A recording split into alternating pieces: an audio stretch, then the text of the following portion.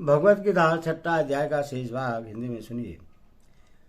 ध्यान योग का साधन करने के लिए ऐसा स्थान होना चाहिए जो स्वभाव से शुद्ध हो और झाड़ बुहार कर लीप पोत कर अथवा धो पोस कर स्वच्छ और निर्मल बना लिया गया हो। गंगा, यमुना या अन्य किसी पवित्र नदी का तीर, पर्वत की गुफा, देवालय, तीर्थ स्थान अथवा बगीचे आदि पवित्र वायुमंडल युक्त स्थानों में से जो सुगमता से प्राप्त हो सकता हो और स्वच्छ, पवित्र एवं तथा एकांत हो। ध्यान योग के लिए साधक को ऐसा ही कोई एक स्थान चुन लेना चाहिए। यहाँ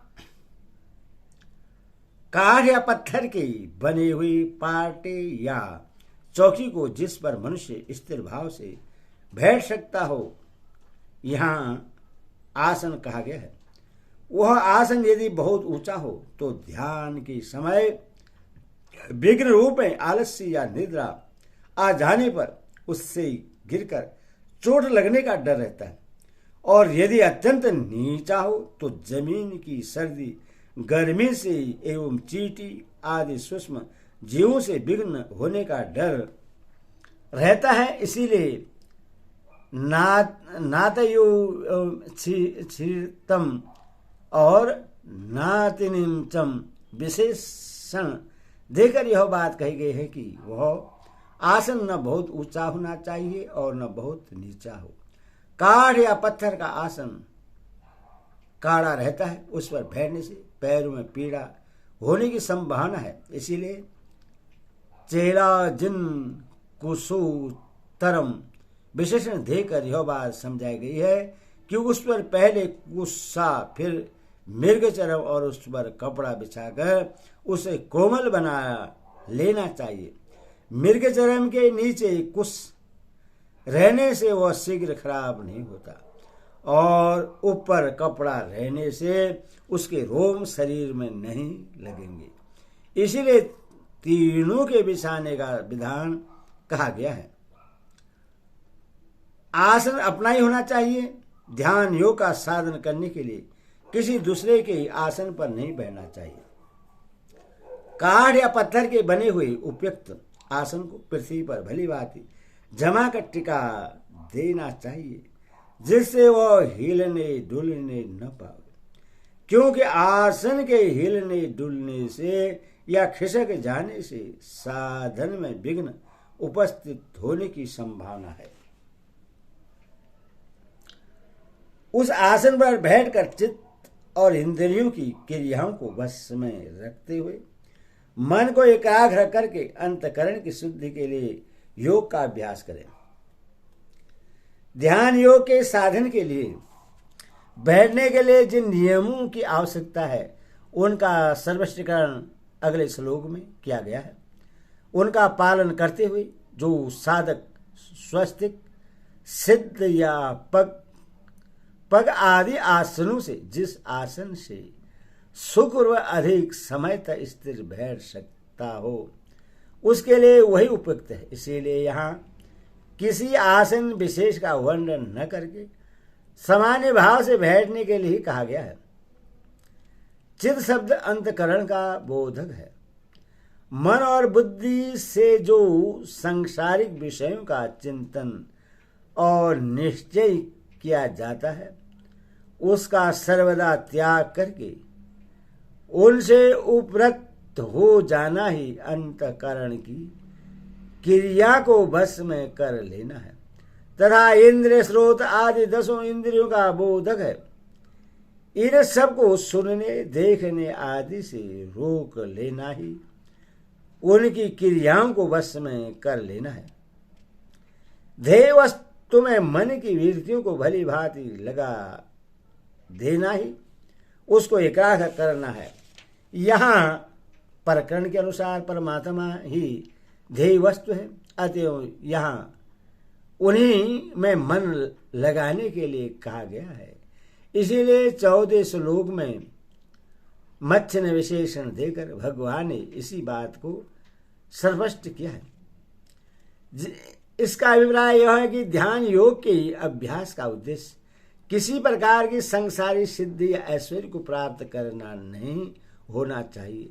एकमात्र परमात्मा को प्राप्त करने के उद्देश्य से ही अंतःकरण में स्थित राग, देश आदि अवगुणों और पापों का तथा विशेष एवं अज्ञान का नाश करने के लिए ध्यान योग का अभ्यास करना चाहिए। योग का अभ्यास करना क्या है? उपयुक्त प्रकार से आसन पर बैठकर अंतःकरण और इंद्रियों की क्रियाओं को बस में रखते हुए और मन को परमेश्वर में लगाकर निरंतर अविच्छिन्न भाव से परमात्मा का ही चिंतन करते रहना, यही योग का अभ्यास करना है। काया, सिर और गले को समान एवं अचल धारण करके और स्थिर होकर अपनी नासिका के अग्रभाग पर दृष्टि जमाकर अन्य दिशाओं को न देखता हुआ, यहाँ काया, सिर और गले का सम और अचल धारण करना क्या है? यहाँ जगह से ऊपर और गले से नीचे के स्थान का नाम काया है। यहाँ जगह से ऊपर और गले से नीचे का स्थान का नाम काया है। गले का नाम ग्रीवा है और उसके ऊपर की अंग का नाम सिर है। कमर या पेट को आगे पीछे या दाहिने बाएं किसी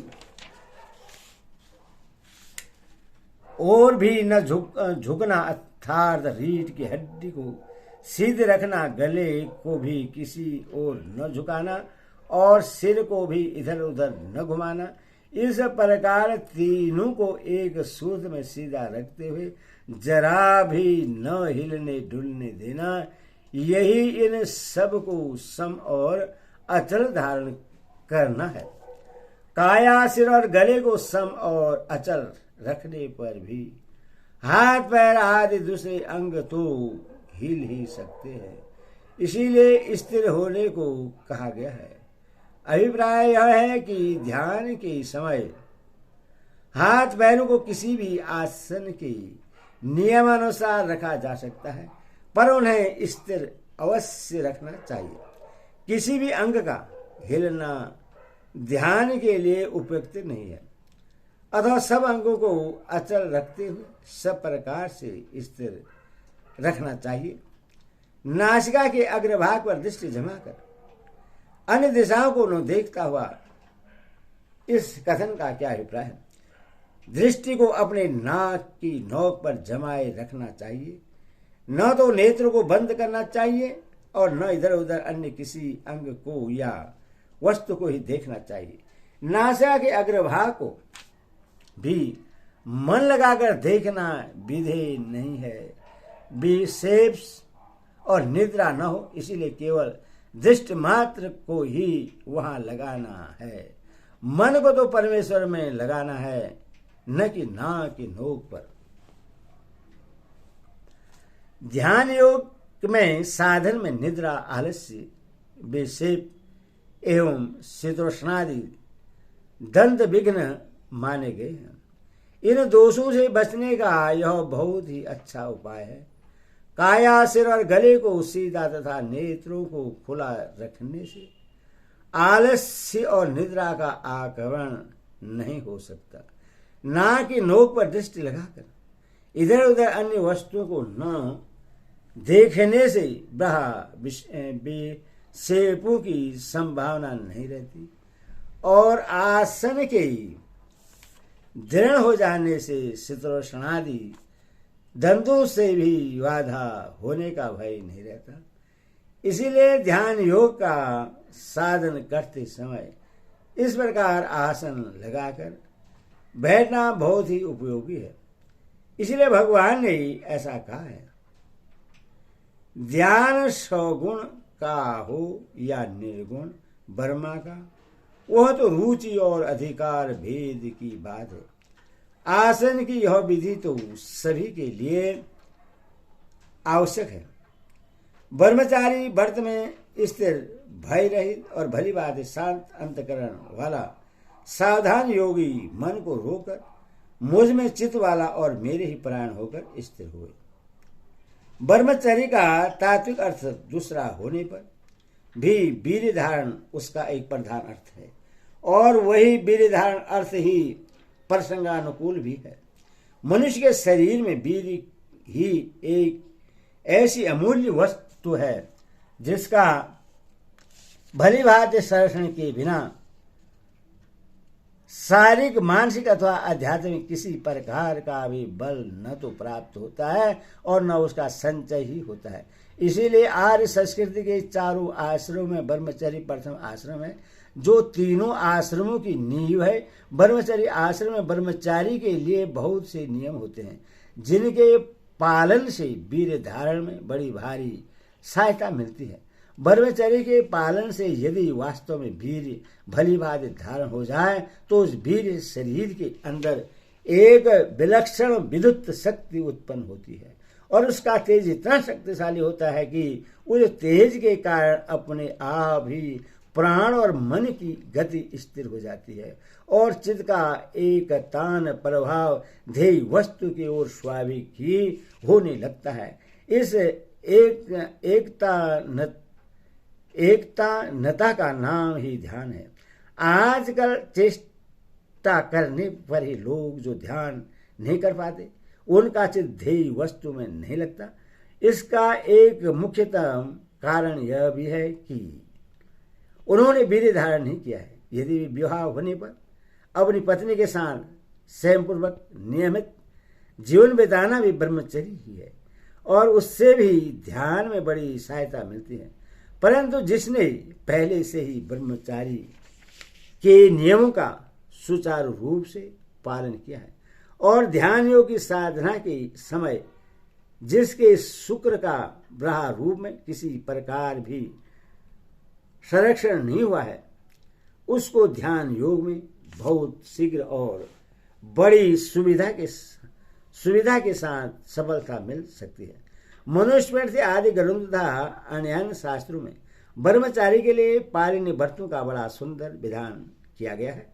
उनमें प्रधान ये हैं: ब्रह्मचारी नित्य स्नान करे, उपटन न लगावे, सुरमा न डाले, तेज न लगावे, इत्र फुलेल आदि सुगंधित वस्तुओं का व्यवहार न करे, फूलों के हार और गहने न पहने, नाचना गाना बजाना न करे, जूते न पहने, छाता न लगावे, पलंग पर न सोवे, जुआ न खेले, स्त्रियों को न देखे, स्त्री संबंधी चर्चा तक कभी न करे, नियमित सादा भोजन करे, कोमल वस्त्र न पहने, देवता ऋषि और गुरु का भोजन सेवन करे, किसी से विवाद न करे, किसी की निंदा न करे, सत्य बोले, किसी का तिरस्कार न करे, अहिंसा व्रत का पूर्ण पालन करे, काम क्रोध और लोभ का सर्वदा त्याग कर दे, अकेला सोए, वीर्यपात कभी न होने दे और इन सब व्रतों का भली भांति पालन करे।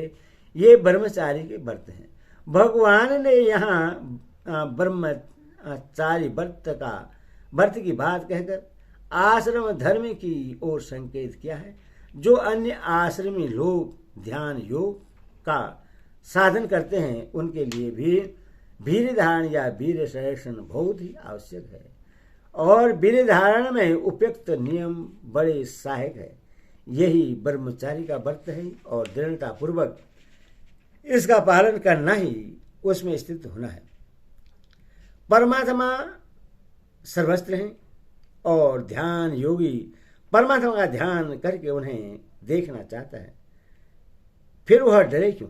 अतः ध्यान करते समय साधक को निर्भय रहना चाहिए। मन में जरा भी भय रहेगा तो एकांत या निर्जन स्थान में स्वाभाविक ही चित्त में विक्षेप हो जाएगा। इसीलिए साधक को उस समय मन में यह दृढ़ सत्य धारण कर लेनी चाहिए कि परमात्मा सर्वशक्तिमान है और सर्वव्यापी होने के कारण यहाँ भी सदा है और उनके रहते किसी बात का भय नहीं है। यदि कदाचित पारबंदवश ध्यान करते करते मृत्यु हो जाए तो उससे भी परिणाम में परम कल्याण ही होगा। सच्चा ध्यान योगी इस विचार पर दृढ़ रहता है। इसी से उससे विगत भी कहा गया है। हरि ओम तस्सत् हरि ओम तस्सत् हरि ओम।